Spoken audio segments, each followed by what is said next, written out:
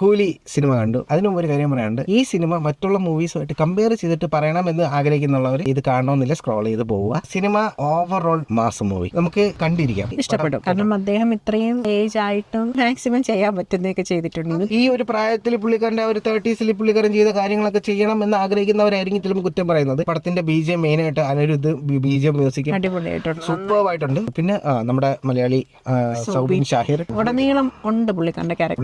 പുള്ളിക്കാരന്റെ കംപ്ലീറ്റ് ടാലന്റും ആ ഒരു റോൾ നേടിയിട്ടുണ്ട്. പിന്നെ ഒരു കാര്യം, അമീർ ഖാൻ എന്തിനാണ് ഈ സിനിമയിൽ കൊണ്ടുവന്നത് എന്ന് എനിക്ക് ഇപ്പോഴും മനസ്സിലായില്ല. എന്തോ ഇത്രയും സ്റ്റാർഡമുള്ള ഒരു വ്യക്തി ഒരുപാട് അങ്ങ് അമീർ ഖാനെ പോലെ കോർണർ ചെയ്തതല്ലേ പോയി.